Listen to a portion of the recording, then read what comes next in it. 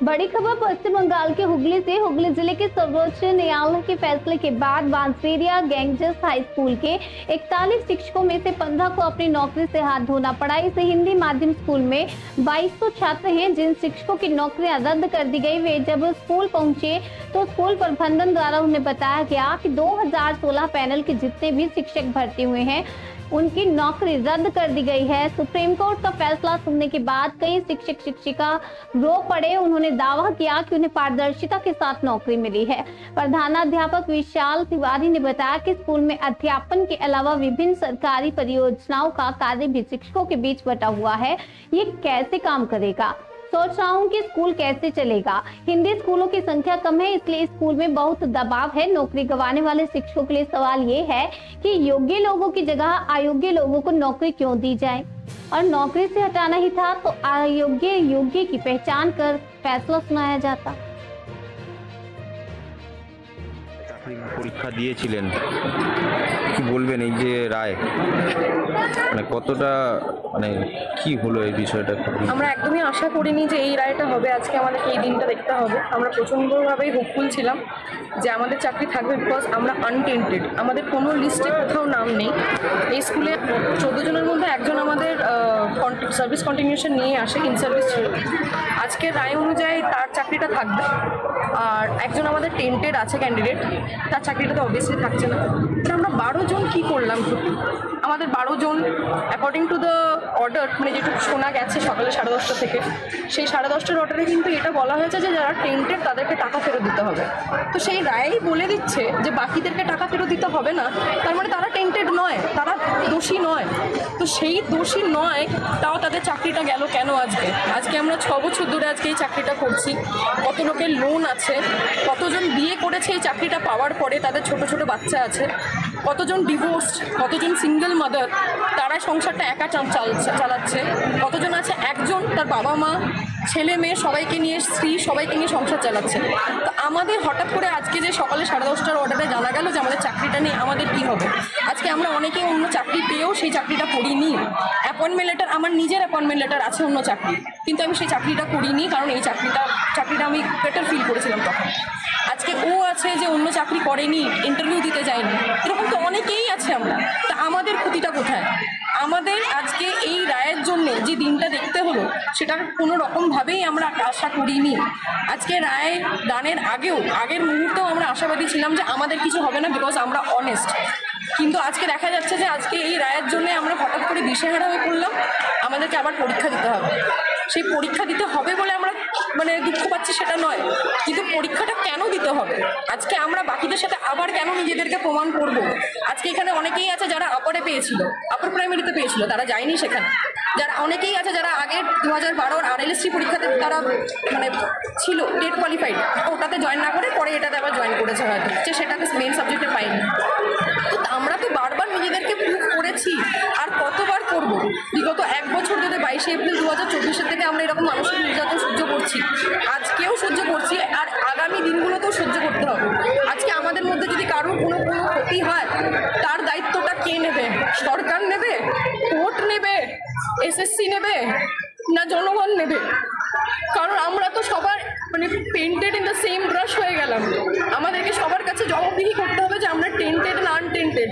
আমাদেরকে অন্য কোথাও গিয়ে চাকরিও পাবো না, বিকজ আমাদেরকে ওই একই ক্যাটাগরিতে ধরা হচ্ছে যে না এরাও বুঝিয়ে চাকরি পেয়েছে। আসলে তো সেটা সত্যি নয়।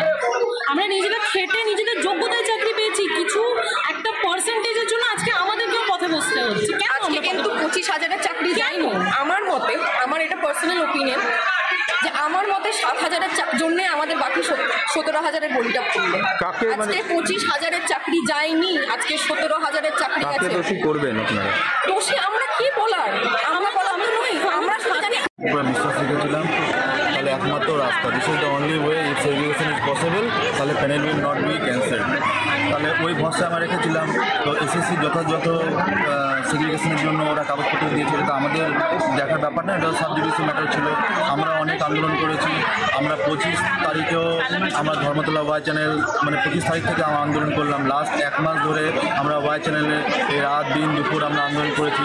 আমরা জল বৃষ্টি করিনি। এরকম অনেক ক্যান্ডিডেট আছে কি যার আর্নিং, দেখো আমি বাড়িতে earning member, I am the single earning member of my family.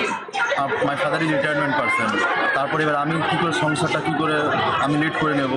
তারপরে আমরা চিফ জাস্টিস বা জুডিশিয়ারি সিস্টেম বলা হয় কি ন্যাচুরাল জাস্টিস, তো আমরা ন্যাচুরাল জাস্টিস কোথায় পেলাম? কারণ ন্যাচুরাল জাস্টিস হলে তো সেগ্রিগেশন দরকার ছিল, তাহলে আমরা তো অপরাধী না।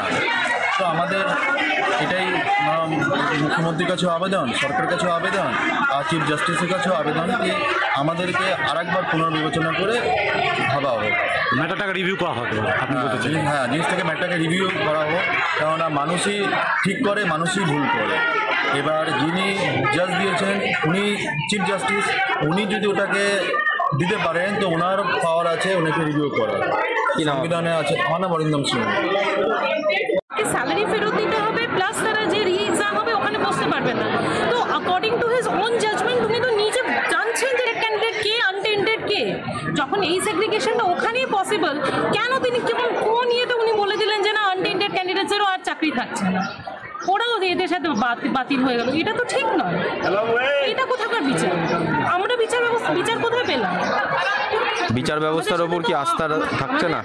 আর আমরা রাখবো কি করে বলুন? আমরা তো ভীষণ আস্থা রেখেছিলাম যে না আমার যাই হয়ে যাক, আমরা তো কোনো অন্যায় করিনি, আমাদের সেটা মাথায় নিশ্চয়ই আমাদের যিনি চিফ জাস্টিস উনি এটা ভেবেই রায়দান করবেন যে না এখানে অনেক ক্যান্ডিডেটস আছে যারা নিজেদের মেরিটে চাকরি পেয়েছে, তাদের কোনো দোষ নেই।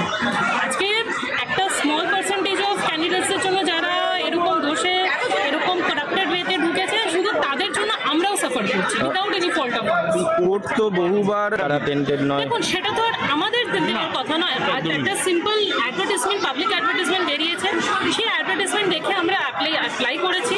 যেরকম যা যা প্রসিডিওর হয়েছে, রিটেন এক্সাম থেকে শুরু করে interview, then academic score verification, document verification, সবটা করেছি। সবটা দিয়ে পুরো প্রসিডিওর ফলো করে আমরা এসেছি। তারপরে কি হচ্ছে না হচ্ছে সেটা তো জানা প্রায় আমাদের নয়, আমরা তো ওই সিস্টেমে, অ্যাডমিনিস্ট্রেটিভ সিস্টেমে নেই। সেটা যাদের দায়িত্ব তাদেরকে কোয়েশ্চেন করা হয়।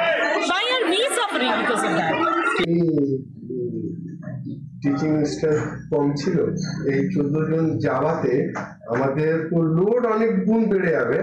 লোড থেকে বড় কথা যে সবাই বিভিন্ন নানা রকম দায়িত্বে ছিল, ওই কাজগুলো আবার রিসাফল করা, সবাইকে কাজ ডিস্ট্রিবিউট, সবাই যখন একটা ইকোসিস্টেমে চলে আসে, হ্যাঁ আমি এই কাজ বুঝি, আমি সেই কাজ বুঝি, আমি এটা করি, এটা আবার মানে ফ্রম জিরো থেকে আবার স্টার্ট করতে হবে। আপনারা কি ডিআই কে জানাবেন বিষয়টা? যে অবভিয়াসলি এই জিনিসটা তো ডিআই থেকে শুরু করে ডিএসসি, স্কুল এডুকেশন ডিপার্টমেন্ট সবার কাছেই যাবে যে এরকম। আপনাদের কাছে কি কোনো নোটিশ এসছে?